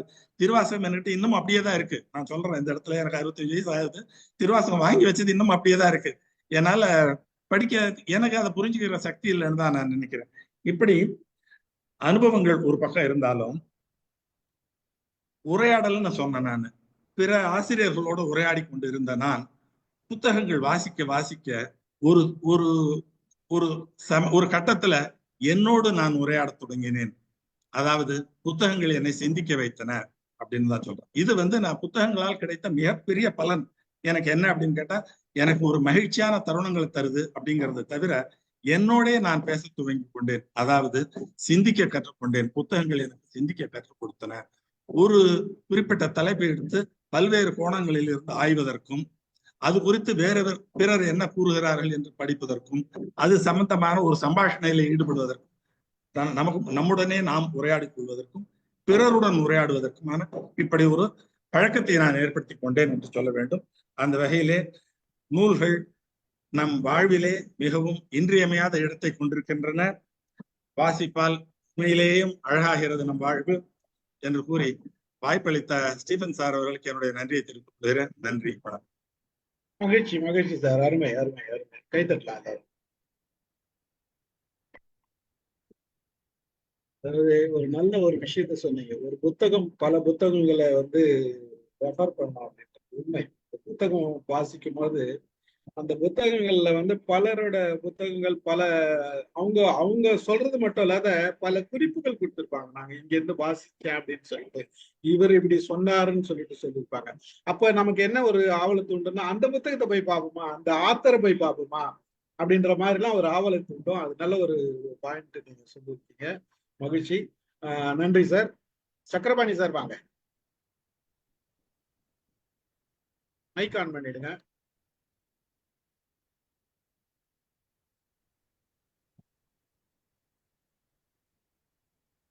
எம்மையும் சொந்தங்களுக்கு வணக்கம்.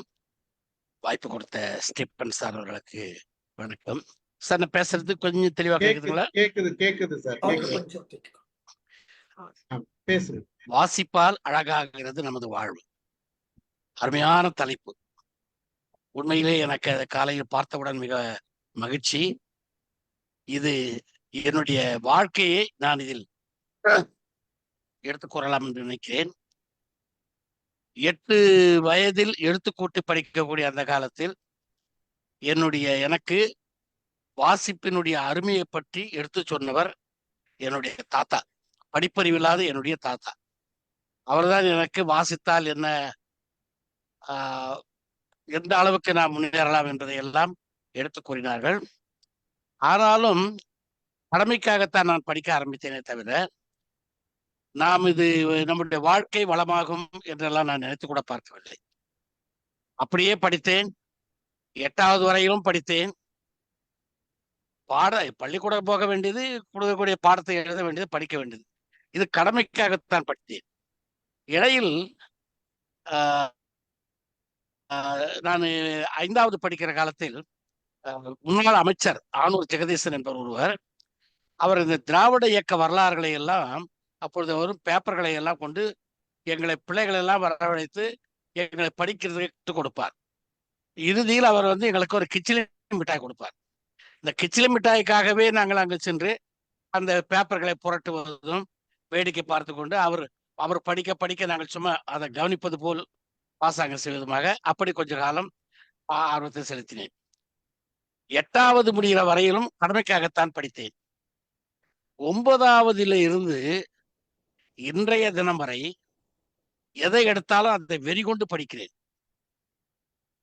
அதாவது ஒரு சப்ஜெக்ட் நம்ம எடுத்துக்கிட்டோமா, ஏன் இதை நம்மால் சாதிக்க முடியாது, நாம ஏன் அதை பண்ணக்கூடாது, இப்படி ஒரு வெறி உணர்வு. அது எப்படின்னா 9ஆம் கிளாஸ்ல ஆரம்பிச்சது. என்னுடைய சக மாணவர்கள் 1வது 2வது வரும்போது எனக்கு பொறாமையாக இருக்கும். அவர்கள் எப்படி கிளாஸ்ல first rank, second rank, third rank வாங்குறாங்க, நாம எல்லாம் படிக்க முடியலையே. இப்போ எல்லாமே தமிழ் மீடியம் தான். 11வது வரைக்கும் தமிழ் மீடியத்தில் தான் படித்தேன். எனக்கு அந்த ஒரு பொறாமை அது ஒரு வேகத்தை உருவாக்கியது. நாம ஃபர்ஸ்ட் ரேங்க் வரணும், நாம செகண்ட் ரேங்க் வரணும், எப்படியாவது இதை படிக்கணும், இந்த சப்ஜெக்ட்ல வரணும், இப்படி ஒன்று வெறி கொண்டு படிக்க ஆரம்பித்தேன். என்னுடைய வாழ்க்கையை நான் வளமாக்கிக் கொள்ள வேண்டுமா, படிப்பதை தவிர வேறு வழிகள் என்பதை உணர்ந்து படிக்க ஆரம்பித்தேன். நான் நினைத்தது போலவே 11வதில் ஏற்கனவே நான் குறிப்பிட்டிருக்கிறேன், மாவட்ட அளவிலும் நான் நல்ல மதிப்பெண்களை பெற்று இது பண்ணேன். பள்ளியில நல்ல மதிப்பெண்கள் பெற்று பள்ளிக்கூடத்தை விட்டு வெளியே வந்தேன். அதற்கு பிறகு மற்ற தொழிற்கல்வி அதையெல்லாம் படித்தேன். என்னுடைய அதிர்ஷ்டம் 19 வயதிலேயே நான் வேலைக்கு சென்று விட்டேன். என்ன சொல்ல போனா 18 வயது முடிந்த கொஞ்சம் மாதங்களிலேயே ஒரு இளநிலை உதவியாளர் ஒரு லாயஸ்ட் போஸ்டுக்கு சென்ட்ரல் கவர்மெண்ட்ல வேலைக்கு சேர்ந்தேன். அதற்கப்புறம் தான் நான் தெரிஞ்சுக்கிட்டேன், நம்ம வாழ்க்கை நல்லா வளமாகணும்னா நம்ம நிறைய படிக்கணும், நிறைய தெரிஞ்சுக்கிட்டோம். வேலைக்கு சேர்ந்ததுக்கு அப்புறம் எல்லாம் இங்கிலீஷ்ல பேசுறாங்க, இங்கிலீஷ்ல எழுதுறாங்க, எல்லாமே இங்கிலீஷ் மாறுது. ஒரு கிராமத்துல தமிழ் மீடியத்துல படிச்ச பையனால எப்படி அவங்களோட காம்படேட் பண்ண முடியுன்ற அளவுல என்னுடைய வாழ்க்கை இருந்தது. அவர்களோடு போட்டி போட்டுக்கொண்டு அதை படிக்கணும், என்னென்னலாம் அதை சொல்றோமோ அதை படிக்க ஆரம்பிச்சேன். அப்படி ஒவ்வொரு ஏற்கனவே நான் குறிப்பிட்டிருக்கிறேன், ஆவடியில் உள்ள கனரக வாகன தொழிற்சாலை டேங்க் ஃபேக்டரியில ஆரம்பத்தில் பணிபுரிந்தேன். அதற்கப்புறம் இங்கிருந்து இதை விடுத்து எல்லாமே அந்த படிப்பினால்தான். கொஞ்சம் கொஞ்சமா நான் படிக்க ஆரம்பிச்ச உடனேயும் எனக்கு நம்ம இந்த இடத்த விட்டு வெளியே போகணும் அப்படின்னு சொல்லிக்கிட்டே இந்த இடத்த விட்டுட்டு நேஷனல் இன்ஃபர்மேட்டிக்ஸ் சென்டர்ன்ற வேறொரு ஸ்தாபனத்தில் வேலைக்கு சேர்ந்தேன். அங்க போனா எல்லாமே காம்படிஷன். அந்த காம்படிஷன் வேர்ல்டுல நாம முன்னேறணும்னா நம்ம படிக்கணும், படிச்சாதான் நம்ம வாழ்க்கை வளமாகும், அழகாகும். அப்போ வேற வழி இல்லாத மறுபடியும் படிக்க ஆரம்பிச்சு, அப்படி படித்துதான் ஒரு போட்டிக்கும் எங்களுக்கு காம்படிஷனுக்காக ரெவியூக்காக டெல்லிக்கு கூப்பிடுவார்கள். அங்க போகும்போது பல மாநிலங்களிலிருந்து வருவார்கள். அவர்கள் கேட்கக்கூடிய அந்த காம்படிஷன்ல இங்கிலீஷ்ல தான் இருக்கும், இங்கிலீஷ்ல ஆன்சர் பண்ணணும். அதுவும் டெக்னிக்கல் கொஸ்டின்ஸ் எல்லாமே கம்ப்யூட்டர், இன்டர்நெட் இதை பத்தி ஏதாவது கொஸ்டினா இருக்கும். இப்போ அதெல்லாம் தமிழ்ல படிக்கக்கூடிய வாய்ப்பு இப்போ கிடையாது. அப்போ அந்த நேரத்தெல்லாம் என்னாச்சுன்னா அவங்களோட போட்டி போட்டுதான் ஒரு இடத்துலையும் நான் வின் பண்ணிட்டு ஒரு சாதாரண போஸ்ட்ல சேர்ந்தவன் கடைசியில் வெளியேறும்போது ஒரு டெக்னிக்கல் டைரக்டர், இன்னும் சொன்ன போன சீனியர் டெக்னிக்கல் டைரக்டர் ப்ரமோஷன் ரெடியா இருந்தது. நான் ரிட்டையர்ட் ஆகிட்டேன், வேற வழியில இருந்தது. 42 ஆண்டுகள் அரசாங்க பணியில் போட்டியிலேயே என்னுடைய வாழ்க்கையை அழகாக்கி கொண்டேன். ஒரு இடத்துல காம்படிஷன், அந்த காம்படிஷன்ல வின் பண்ணி வந்ததுனாலதான் ரிட்டையர்ட் ஆனதுக்கு அப்புறமும் என்ன அழைக்கிறார்கள், நீங்க எங்க இதுக்கு வாங்க, வந்துட்டு ஒரு எக்ஸ்பர்ட் அட்வைசரா ஹெல்த் டிபார்ட்மெண்ட்ல, டிஎம்எஸ்ல ஹெல்த் டிபார்ட்மெண்ட்ல ஒரு எக்ஸ்பர்ட் அட்வைசரா, ஐடி எக்ஸ்பர்ட் அட்வைசரா வாங்க. இது எதனால நம்முடைய படித்த படிப்பு, நம்ம கத்துக்கிட்டது, அதை வச்சு கூப்பிட்டாங்க.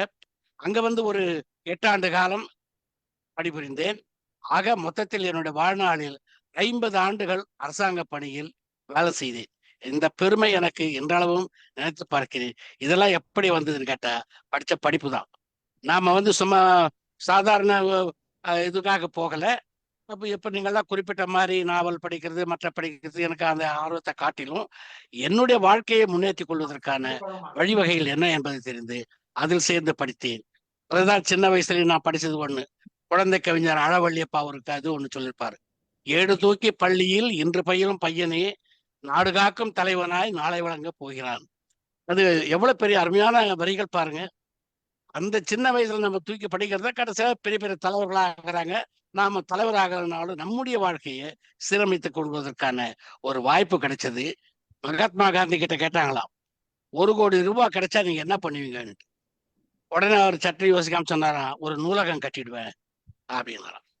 பெரியாரை பார்த்து கேட்டாங்களாம், சரி படிப்பை பத்தி நீங்க பெண்களுக்கு என்ன சொல்ல வரீங்கன்னு.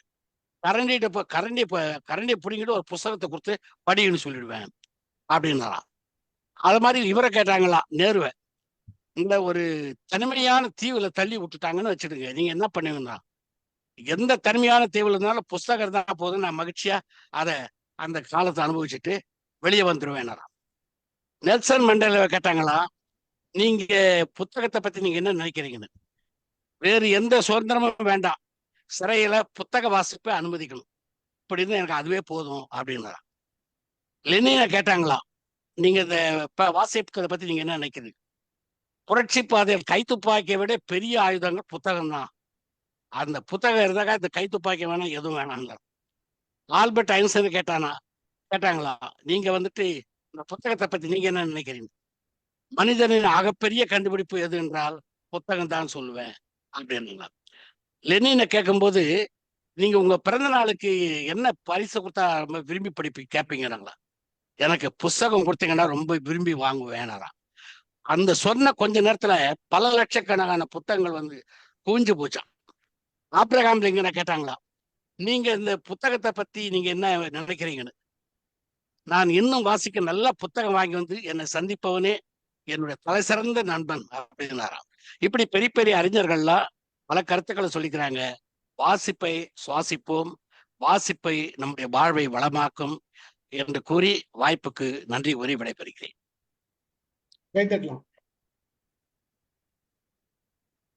அருமை சார், அருமை அருமை அருமை சார், அருமை. நல்லா இருந்துச்சு. வேணு வாங்க சார். வணக்கம். வணக்கம். இந்த டாபிக் கொடுத்த உடனே நான் ரொம்ப ஆர்வமா நான் வெளியில போக வேண்டியிருக்கு, நிறைய நாளும் பேசணும் அப்படின்னு வந்துட்டேன். இன்னைக்கு அனைவருக்கும் உலக புத்தக நாள் நல்வாழ்த்துக்கள்.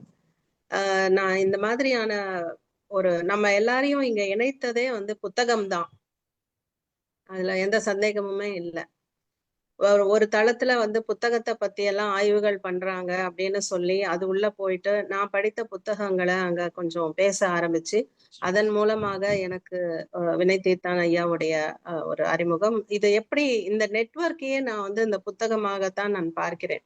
ஒரு புத்தகத்தை படிக்கும் போது அதுல யாராவது ஏதாவது ஒரு ரெஃபரல் கொடுத்திருந்தாங்கன்னா அது எதுவும் அந்த புத்தகத்துல இருக்கேன்னு சொல்லி அந்த ரெஃபரல்குள்ள போய் அந்த புத்தகத்துக்குள்ள போய் நம்ம அதுல இருக்கக்கூடிய விஷயங்கள் படிக்கும்பொழுது அதுல இருக்கக்கூடிய ஒரு விஷயத்த தேடி தேடி இப்படியே தான் நமக்கு வந்து நிறைய விஷயங்கள் தெரிய வருது அப்படின்றது இந்த நேரத்துல நம்மளால பார்க்க முடியுது. நான் புத்தகத்தை பத்தி பேசுறது அப்படின்னாலே வந்து என் மேல ஏறி உக்காந்துக்கிட்டு என்னை நடத்தி கொண்டு வரும் திரு ஜெயகாந்தன் அவர்களுடைய சிறுகதைகளை படித்தது. நான் ஆரம்ப காலத்துல நான் படிச்ச சிறுகதைகள் என்னுடைய 16 வயசு 15 வயசுல படித்த கதைகளை வந்து நான் ஒரு 30 வயசுல படிக்கும்பொழுது அந்த கதைகளுடைய பார்வை எனக்கு வேற மாதிரி தான் இருந்தது. அதுக்கப்புறமா அடுத்தடுத்து காலகட்டங்கள்ல நான்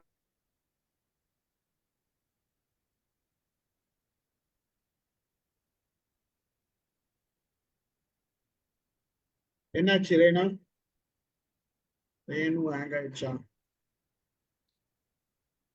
பவர் கட் ஆகுது. நடுவுல கட் ஆயிடுச்சுங்களோ? நான் பேசுனது அதான். கேட்கலீங்களோ யாருக்கும்? பவர் கட் ஆயிடுச்சுன்னு நினைக்கிறேன். நீங்க இப்ப பேசுங்க, தொடருங்க. ஓகே. இந்த அதாவது ஆரம்பத்துல இருந்து சொல்லணுமா சார், இல்லனா? இல்ல, நீங்க விட்டதுல இருந்து கண்டினியூ பண்ணுங்க. ஓகே. அந்த மாதிரி புத்தகங்களை பத்தி நான் பேசணும் அப்படின்னும் போது என் தோளின் மீது ஏறி உட்கார்ந்து கொண்டிருக்கும் சிந்துபாத் என்கிற ஒரு பழுப்பேறிய மீசைக்காரன், அவரை பத்தி தான் நான் பேசணும். சோ அந்த சிந்துபாத் கிழவனின் கதைகள் அப்படின்னும் போது நான் இந்த ஜெயகாந்தன் அவர்களை தான் நான் அப்படி சொல்றேன்.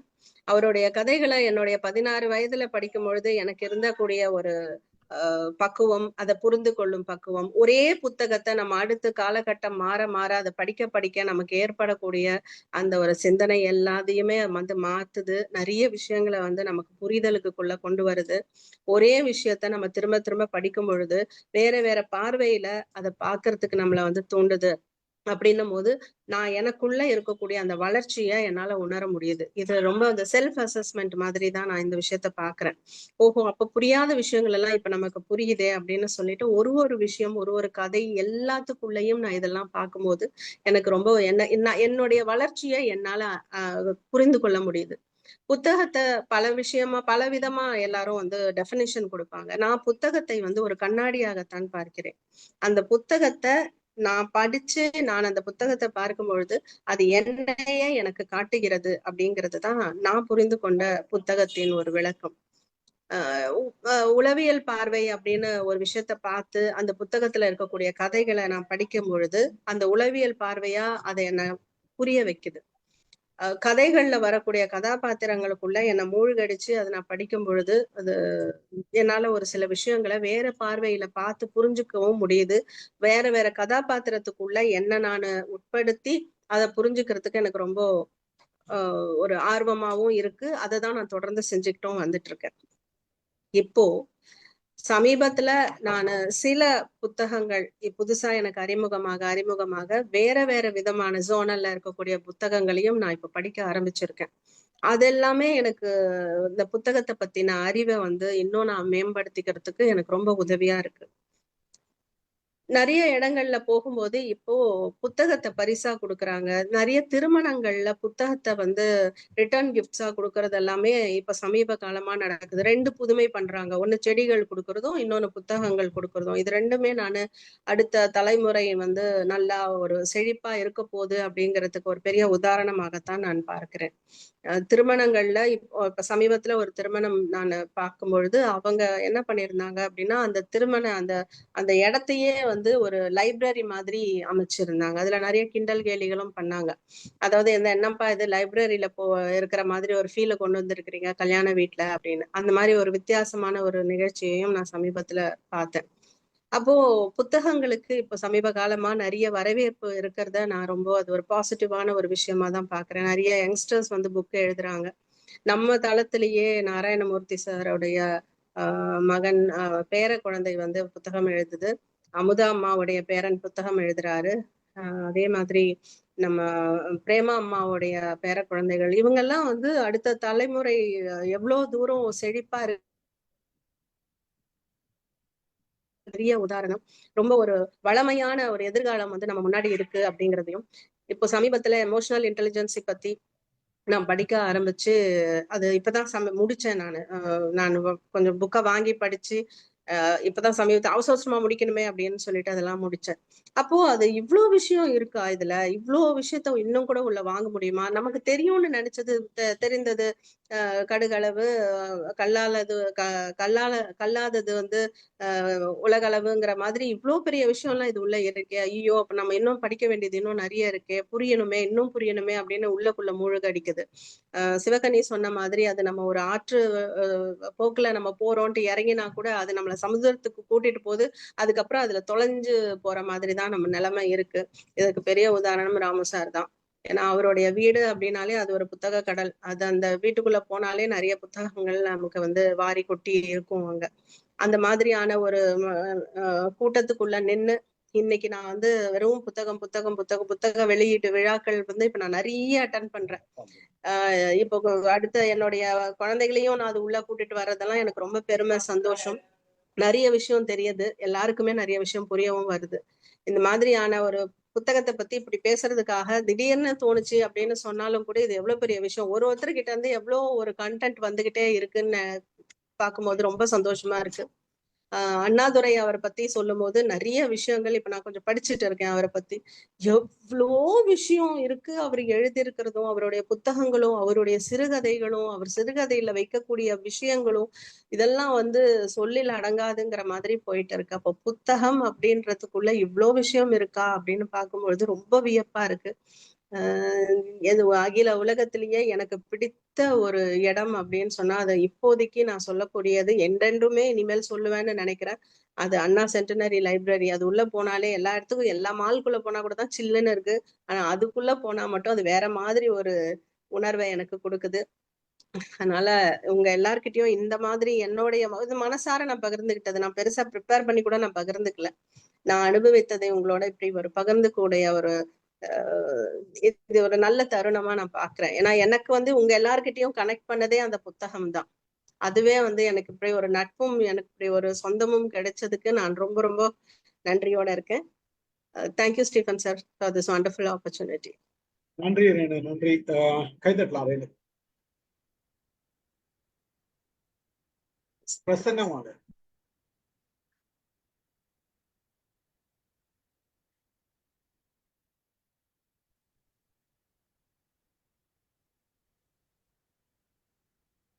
அனைவருக்கும் வணக்கம். நான் வந்து எங்க அம்மா கன்சீவா இருக்கும் போதுலேருந்தே படிக்கிறது, அவங்க படிக்கிறத நான் கேட்க ஆரம்பிச்சிட்டேன். அப்போ அம்மா வந்து தமிழ் லிட்ரேச்சர் படிச்சாங்க. அது நம்ம அந்த டயத்துல என்னென்ன சொல்றோமோ அதெல்லாம் குழந்தைக்கு கேட்கும் அப்படின்ற மாதிரி சொல்லுவாங்க. அந்த மாதிரி அவங்க படிச்சதெல்லாம் மேபி நான் கேட்டுட்டே இருந்ததுனாலதான் நான் கம்ப்யூட்டர் சயின்ஸ் இருந்தா கூட எனக்கு வந்து அந்த தமிழ் மேல ஒரு ஈடுபாடு வந்து நான் எம்ஏ எம்ஃபில் தமிழ் படிச்சேன்னு நினைக்கிறேன். அப்போலேருந்தே பிறந்ததுக்கு அப்புறமும் ஸ்கூல் படிக்கும் போதுலேருந்தும் அவங்க மேல மேல படிச்சுட்டே இருந்தாங்க. அதெல்லாம் ஒண்ணு ஒண்ணா சொல்லுவாங்க. அவங்க சொல்றத, அவங்களுக்காக ப்ரிப்பேர் பண்றதை எங்கள்கிட்ட சொல்லி காமிப்பாங்க. வீட்டுல உட்காந்து அக்கா அண்ணெல்லாம் படிப்பாங்க, அதை உட்காந்து நான் கேட்பேன். என் படத்தை தவிர்த்து மற்ற எல்லாத்தையும் கேட்டுக்கிட்டு இருப்பேன். ஸோ அந்த மாதிரி எல்லாமே கேட்டு கேட்டு எனக்கு அந்த படிக்கிற பழக்கம் அப்படின்றது சின்னதுலேருந்தே வர ஆரம்பிச்சிருச்சு. ஸ்கூல் புக்கு இல்லாம வேற அப்படின்னா சிறுவர் மலர் முதல்ல ஆரம்பிச்சது வந்து சிறுவர் மலர் வெள்ளிக்கிழமை வர்றது. அதே மாதிரி வாரமலர் ஞாயிற்றுக்கிழமை வாரமலர் வரும். அதுல அந்த குறுக்கெழுத்து போட்டி, யாரு எழுதி போடுறோம், எல்லாத்தையும் யாரு கரெக்டா வந்து ஆன்சர் சொல்றோம் அப்படின்றது வந்து எங்களுக்குள்ள, எங்க 3 பேருக்குள்ள ஒரு போட்டி நடக்கும். எத்தனை கரெக்டா சொல்றோம், யாரு கரெக்டா சொல்றோம் அப்படின்ற மாதிரிலாம். அதுக்கப்புறம் வந்து கோகுலம் கதிர் புக்கு, அம்புலி மாமா, இந்த மாதிரி மந்த்லி மேகசின்ஸ் எல்லாம் படிக்க ஆரம்பிச்சது. கும்பகோணத்துல வந்து லைப்ரரி இருக்கு. எவ்ரி சண்டே நான் காலையில லைப்ரரி போயிடுவேன். நான் படிக்கிறேனோ படிக்கலையோ அங்க போய் கொஞ்ச நேரம் நான் உக்காந்துட்டு வரணும். அந்த மாதிரி அது வந்து எனக்கு ஒரு பழக்கமாவே ஆயிடுச்சு. ஆல்மோஸ்ட் நான் வேலைக்கு போற வரைக்கும் எவ்ரி சண்டே நான் லைப்ரரி போயிட்டு இருந்தேன். அப்புறம் வேலைக்கு போக ஆரம்பிச்சதுக்கு அப்புறம் காலேஜ்ல நான் லெக்சரரா போனேன். அங்க இருக்கிற லைப்ரரியில போயிட்டு அங்க இருக்கிற டெக்ஸ்ட் புக்ஸ், சப்ஜெக்ட் ரிலேட்டடான புக்ஸ் எல்லாம் படிக்க ஆரம்பிச்சேன். அதுக்கப்புறம் சென்னை வந்ததுக்கு அப்புறமும் இங்க எங்க வீட்ல இருந்து வாக்கபிள்ல லைப்ரரி இருக்கு. ஸோ நான் வந்து வாழ்க்கையில நிறைய ஸ்ட்ரகிள்ஸை ஓவர் கம் பண்ணி வந்ததுக்கு முழுக்க முழுக்க வந்து எனக்கு சப்போர்ட் பண்ணினது புக்ஸ் தான். இவங்களது அப்படின்னு கிடையாது. மேபி நான்லாம் சின்னதா இருக்கும் பொழுது நைட்ல வாசல்ல கடல்ல வரும். அவன் ஒரு பெல் அடிச்சுட்டே வருவான், ஒரு பேப்பர்ல மடிச்சு கொடுப்பான். அந்த பேப்பர்ல என்ன கண்டென்ட் இருக்குன்னு நாங்க தூக்கி போடாம உட்காந்து படிப்போம். சம்டைம்ஸ் அதுல ஜோக் இருக்கும், இல்ல குட்டி கதை அப்படின்னு சொல்லி ஒரு வரி கதைன்னு ஒரு 1 பேஜர்ல இருக்கும். அந்த மாதிரி அதுல என்ன இருக்குன்றத படிப்போம். அதே மாதிரி இப்போ வந்து நிறைய டிஜிட்டலா இருக்கு. ஆனா எனக்கு என்ன கம்ஃபர்ட்னா கையில புக்கை வச்சு அதை அண்டர்லைன் பண்ணி அதுல நோட்ஸ் எடுத்து அந்த மாதிரி படிக்கிறது தான் இப்ப வரைக்கும் நான் ப்ரிஃபர் பண்ணுவேன். ஸோ அது வந்து இன்னும் நமக்கு ரொம்ப க்ளோஸ்லி கனெக்டடா ஒரு ஃபீல் கொடுக்கும். அதனால நான் முடிஞ்ச வரைக்கும் லைப்ரரியில போய் புக்கை எடுத்துட்டு வந்து வீட்ல உக்காந்து படிக்கணும், அந்த டிஜிட்டலா படிக்கிறத விட கையில வச்சு படிக்கணும் அப்படின்றத வந்து அதிகமா விருப்பப்படுவேன். நிறைய புக்ஸ் சுகி சிவமோடது, தென்கட்சி சுவாமிநாதனோடது, மத்தவங்க சொன்ன மாதிரி கல்கியோடது, அந்த மாதிரி நிறைய பொன்னியின் செல்வன்லாம் வந்து எங்க ஊர் சைடு நடந்த இன்சிடென்ட். அதனால அப்ப அதெல்லாம் புரியுதோ புரியலையோ பொன்னியின் செல்வன் எல்லாரும் சொல்றாங்க நம்மளும் படிக்கணும், அந்த மாதிரி ஒரு படிக்கணும்ன்ற ஒரு ஆர்வத்தினால எடுத்து படிச்சது. அதுக்கப்புறம் கொஞ்சம் வளரும் போது அதெல்லாம் வந்து திருப்பி எடுத்து படிக்கும் பொழுதுதான் ஓகே அப்படின்னு கொஞ்சம் புரிய ஆரம்பிச்சது. நிறைய புக்ஸ் புரியாமையே படிச்சிருக்கேன். ஒரு சில புக்கை திருப்பி படிச்சு புரிஞ்சுக்க ட்ரை பண்ணியிருக்கேன். நிறைய புக்கை நான் திருப்பி படிக்கிறது இல்லை. இப்ப படிக்கிறதெல்லாம் வந்து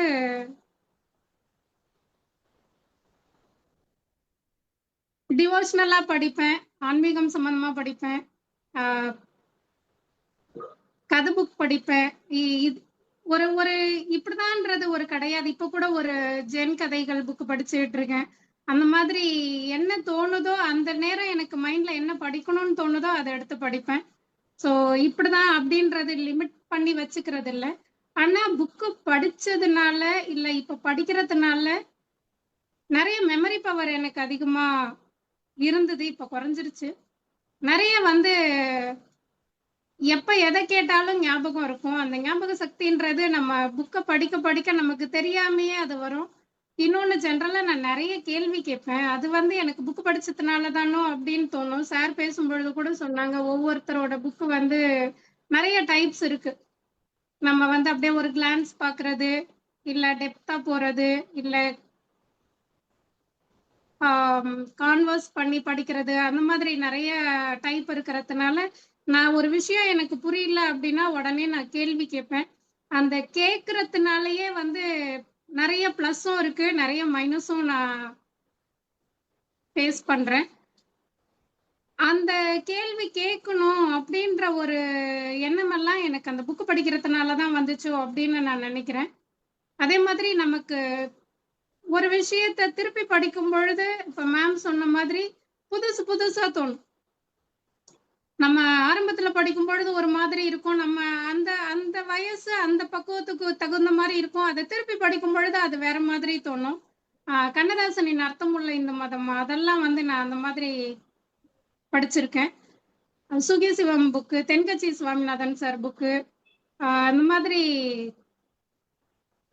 நிறைய புக்ஸ் படிச்சிருக்கேன். ஸோ அதெல்லாம் வந்து மேபி எனக்கு லைஃபுக்கு நிறைய பர்சனலா சப்போர்ட் பண்ணிருக்கு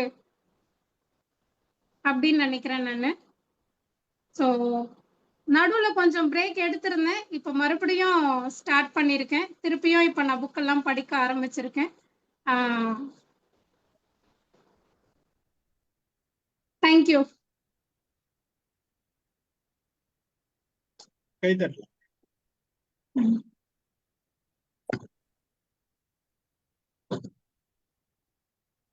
மாலதேவி.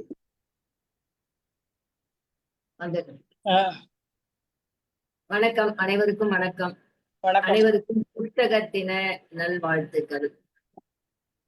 எனக்கு புத்தகத்தை படிச்சா நம்ம அறிவை பெருக்கிக்கிறோம், நம்மளோட கற்பனை விரிவடையுது. ஒரு புத்தகத்தை படிக்கும் போது அந்த ஆசிரியரை பத்தி தெரிஞ்சுக்கிறோம், அவரோட எண்ண ஓட்டங்களை பத்தி தெரிஞ்சுக்கிறோம், அவங்க என்ன சொல்ல வராங்க அப்படின்னு தெரிஞ்சுக்கிறோம்.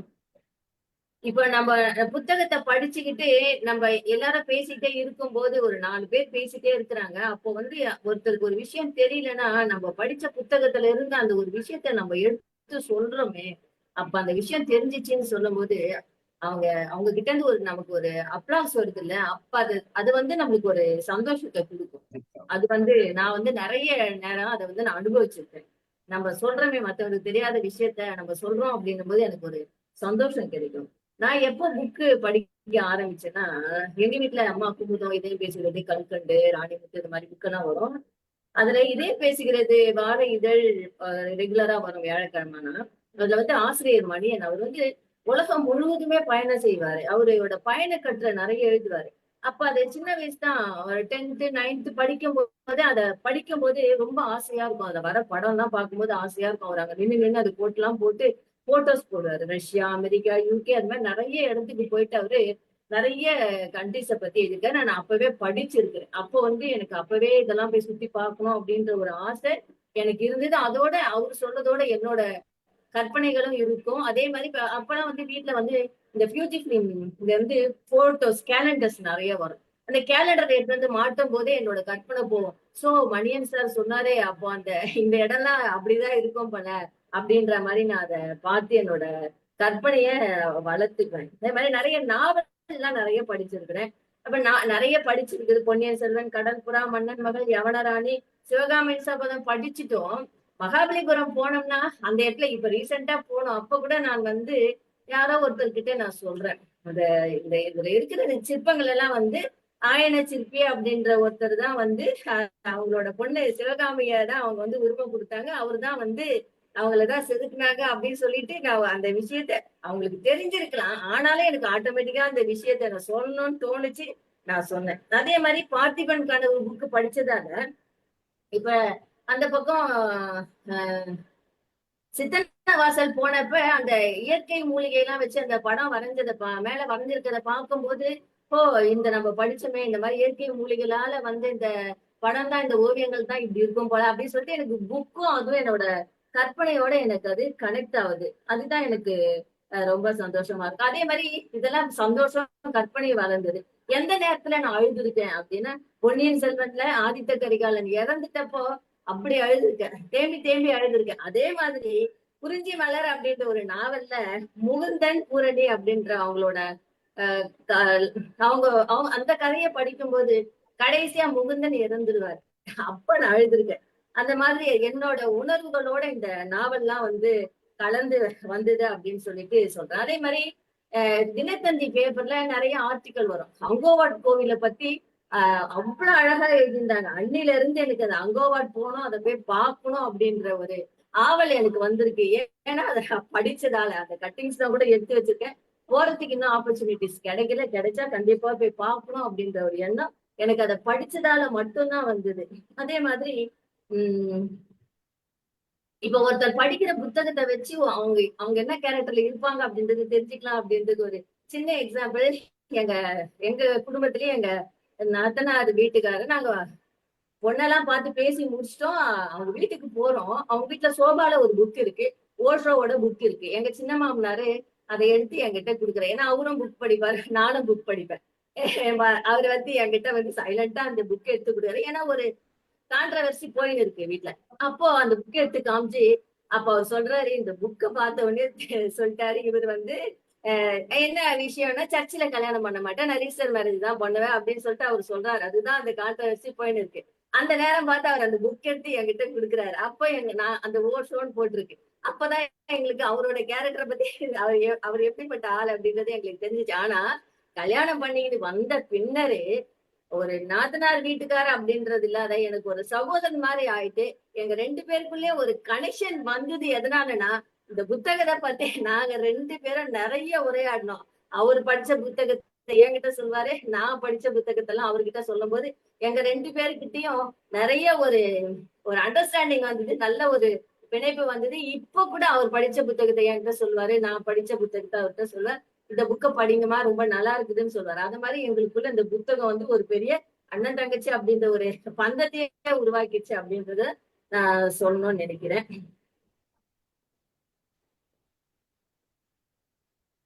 இப்போ நான் இந்த புத்தகம் படிக்கிறதாலதான் ரொம்ப சந்தோஷமா இருக்கிறேன்னா, ஆமா, ஏன்னா இந்த புக்கு படிச்சதாலதான் இப்ப சீரியலை விட்டு வெளியில இந்த ஜூம் தளத்துல நம்ம படிச்ச புத்தகத்தெல்லாம் நம்ம நிறைய பகிர்றோம், எல்லாருக்கும் சொல்றோம். அப்படின்னும் போது இந்த புத்தகங்கள் படிச்சதால நான் மனசளவுல சந்தோஷமா தான் இருக்கிறேன் அப்படின்றத சொல்லணும். நான் படிப்பேன். நான் படிச்சதால என்னோட பிள்ளைகளுக்கு 2 பேருக்குமே அந்த ரீடிங் ஹேபிட் வந்தது. 2 பேருமே நல்லா புக்கு படிக்கிறாங்க. 2 பேருமே படிக்கிறாங்க. நாவல் எல்லாம் படிப்பாங்க. அட்லீஸ்ட் புக்ஸா படிக்கிறாங்க. வாங்கி படிக்கிறனால 2 பேரும் பிடிக்கிறாங்க. அது மாதிரி வருஷமானா அந்த புத்தக விழா நடக்கும் போது, அந்த புக் ஃபேர் நடக்கும்போது கண்டிப்பா போயிட்டு அதை மிதிச்சுட்டாவது வந்துடணும் அப்படின்ற ஒரு எண்ணம் இருக்குது. அது மாதிரி தேடி தேடி எல்லாரோட புத்தகத்தையும் படிக்கிறோம். அந்த மாதிரி நம்ம படிக்கிறதாலதான் நிறைய பேரை தெரிஞ்சு வச்சிருக்கோம். சுஜாதாவை தெரிஞ்சு வச்சிருக்கோம், சாண்டில்யன், அதே மாதிரி கல்கி, நிறைய பேரு. இப்ப கூட இவரு நம்ம பாலகுமாரனோட உடையார் புத்தகம் வாங்கி வச்சு படிச்சுட்டு இருக்கேன். அதை படிக்கும்போது நான் படிச்சுட்டே இருக்கேன். அதுல வந்து பஞ்சவன் மாதேவி அப்படின்னு சொல்லிட்டு ராஜேந்திர சோழனை வளர்த்தவங்களை பத்தி ஒரு கேரக்டர் வருது. அதை நான் படிச்சுட்டே இருக்கேன். அப்ப திடீர்னு நியூஸ்ல வந்து இந்த பட்டீஸ்வரம் அப்படின்ற ஒரு கோயில்ல இந்த பஞ்சவன் மாதேவியோட அந்த குறிப்பு, அவங்க என்னன்னா அவங்களுக்கு குழந்தை பிறக்க கூடாது அப்படின்றதால அவங்க மூலிகை மருந்தெல்லாம் சாப்பிட்டாங்களாம். அந்த குறிப்பு வந்து ஏன்னா ராஜேந்திர சோழன் மேல இருக்கிற பாசம் போயிட போகுதுன்றதால அவங்க மூலிகை மருந்து சாப்பிட்டாங்க. அதெல்லாம் வந்து அதுல இருக்குது அப்படின்னு சொல்றது. நான் இந்த புக்கு படிச்சு அது கொஞ்ச நாள்லயே எனக்கு அதை வந்து அந்த நியூஸை நான் பார்க்கும்போது அதையும் நான் படிச்சு தெரிஞ்சுக்கும் போது எனக்கு வந்து ரெண்டுமே கனெக்ட் ஆகுது. எனக்குள்ள வந்து ஒரு சந்தோஷம் வருது. இதை வந்து நான் வந்து வீட்டுல இருக்கவங்க கிட்ட எல்லாம் சொல்றேன். நான் படிச்சதை வந்து எல்லாத்தையும் சொல்லும் போது எனக்கு அவங்க கிட்ட கொஞ்சம் பேசுறதுக்கு, டெய்லி சாப்பிட்டியா தூங்குனியா இதை மட்டும் பேசாம இத மாதிரி பேசுறதுக்கு ஒரு சில வாய்ப்புகள்லாம் கிடைக்குது இந்த புத்தகத்தை படிக்கிறதால அப்படின்னு சொல்லிட்டு, இந்த புத்தகம் படிக்கிறதால நான் ரொம்ப சந்தோஷமா இருக்கிறேன் அப்படின்றத சொல்லிட்டு விடைபெறுகிறேன். நன்றி, வணக்கம். கைதட்டலாம். அருமை அருமை மேடம், சூப்பர்.